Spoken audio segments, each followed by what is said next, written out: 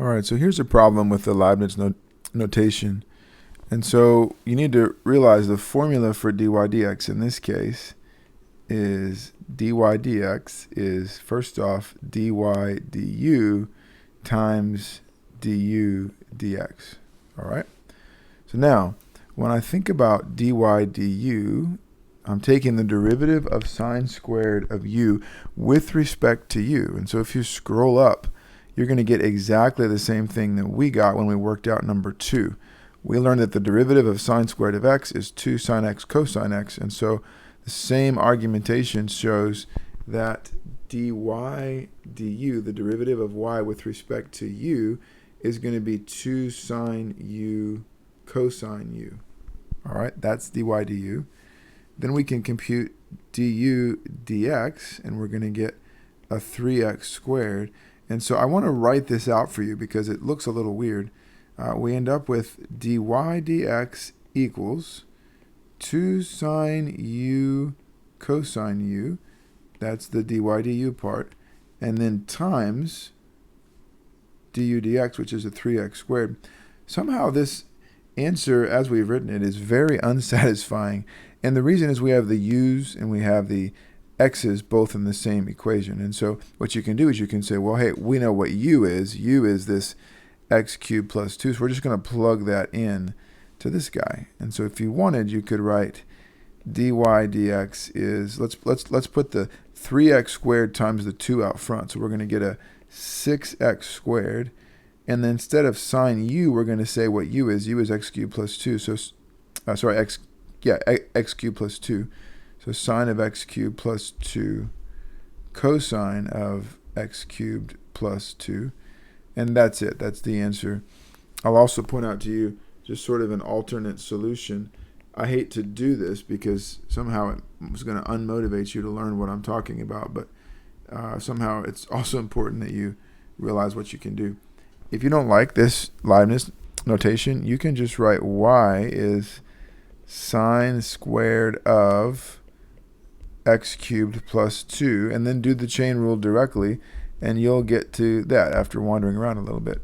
The advantage of the Leibniz notation is that you don't somehow taking the derivative of just sine squared of u is a little bit less intimidating. You can kind of do it piece by piece and then work it out as you go.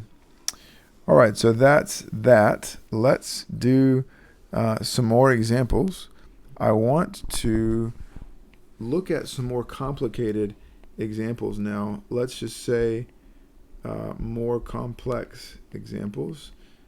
And the point is, from here on, I feel free to begin mixing rules.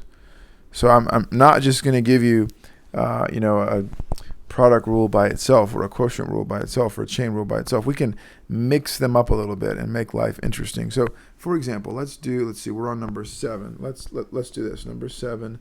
Let's look at y equals 3x plus 5 to the 10th times x squared minus 2x plus 1 to the 5th. Okay? So here we go. So we're going to first off recognize, what is this? What rule do I need to use? This is a product of two functions. So I'm going to begin with the product rule. But when I want to take the derivative of each piece, I'm going to end up using the generalized power rule, or the chain rule. Same thing.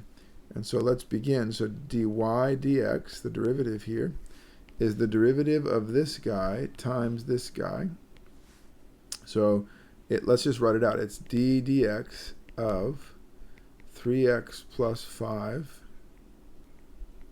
to the 10th times the other one, times x squared minus 2x plus 1 all to the 5th, plus the first one, which is 3x plus 5 to the 10th, times d dx of the second one, which is x squared minus 2x plus 1 all to the 5th. So that's what the product rule says to do, and then to compute these two derivatives, you're going to have to use the generalized power rule. I typically don't write this line, but I wanted to show it to you in case it would be helpful. So here I'm taking the derivative of this part now, and I'm going to get, 10 3x plus 5 to the 9th times the derivative of the inside, which is 3, times x squared minus 2x plus 1 all to the 5th, plus a 3x plus 5 to the 10th times the derivative of this piece, which is going to be, by the generalized power rule, what, 5 x squared minus 2x plus 1 all to the 4th times the derivative of the inside, which is 2x minus 2. And so that's it. At this point, we're done taking derivatives. Now it's just algebra. And so there's some things you can do to sort of make this better. Obviously, we can put the 3 and the 10 together. But even more than that, notice that this term and this term share some stuff. They both share 3x plus 5 to the 9, right? And they also both share that factor to the 4th. And so I'm going to factor out all that I can. This is the part of these problems that students don't typically like. Even though you're done with the calculus, we want to clean up our answer as much as we can. So I'm going to write this as 3x plus 5 to the 9, because both this term and this term share a 3x plus 5 to the 9. Then I'm going to go ahead and factor out the x squared minus 2x plus 1. Now, it's tempting to put a 5 up there, but this term only has to the 4th, and so I can only pull out 4 of those.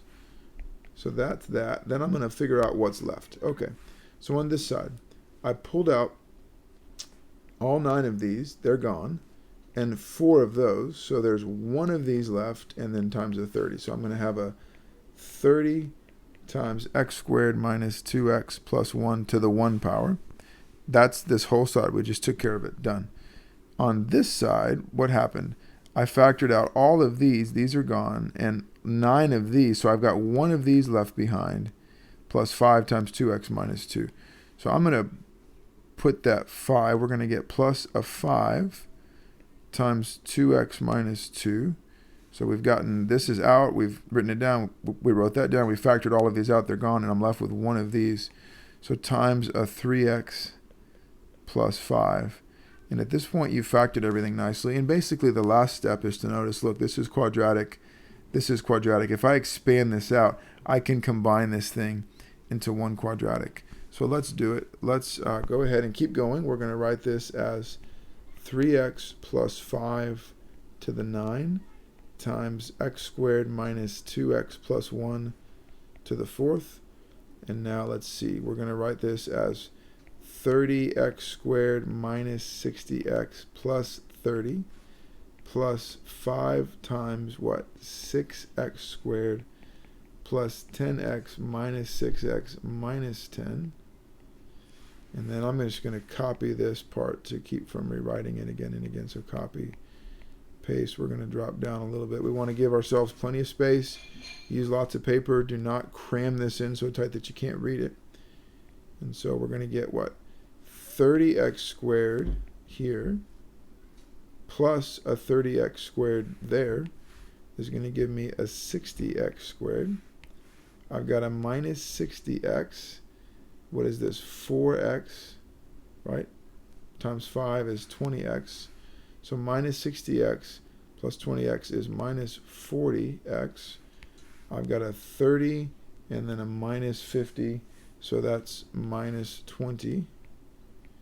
And so look at that. We can pull, let's see, we can pull a 10 out from all of these guys. And so when I do that, actually I can pull a 20 out from all of those guys. So I can put the 20 out front and write this as 20, 3x plus 5 to the 9, x squared minus 2x plus 1 to the 4th times what? 3x squared minus 2x minus 1. Oh my goodness, we've boiled it down, but we're still not quite done. We should ask ourselves, does this thing factor? So I'm going to do the AC methods. Oops, I'm going to multiply a times c, and I'm going to get negative 3. And so I'm asking myself, are there factors of negative 3 whose sum is negative 2? And well, yeah, how about negative 3 and not minus 1, but 1? That works. So we can actually factor this. So I'm going to copy all of this. Let's copy this and plop it here. And now I'm going to factor this. It's going to be a 3x and something, and then an x and something. And let's see, I need that -3, and then I need, plus 2. And let's see, no, I'm sorry, plus, what did we get? We got plus 1. Plus 1. I erased my factor. So I get a -3x, and then I get a plus x is minus 2x. Yeah, that's it. So this whole problem factored down really, really nicely and worked out. Other thing we can think about is this x squared minus 2x plus 1. Can you think of any product, any factors of 1 whose sum is -2? Well, yeah, this whole thing is actually just x minus 1 squared. So you can write this as 20, 3x plus 5 to the 9th times x minus 1. It's really squared all to the 4th. So I'm just going to make that all to the 8th, right? So this is x minus 1 all to the 8th times 3x plus 1 times another x minus 1. We'll put this one and this one together. And so we end up with our final answer of 20, 3x plus 5 to the 9th, x minus 1 to the 9th, 3x plus 1. Wow-wee.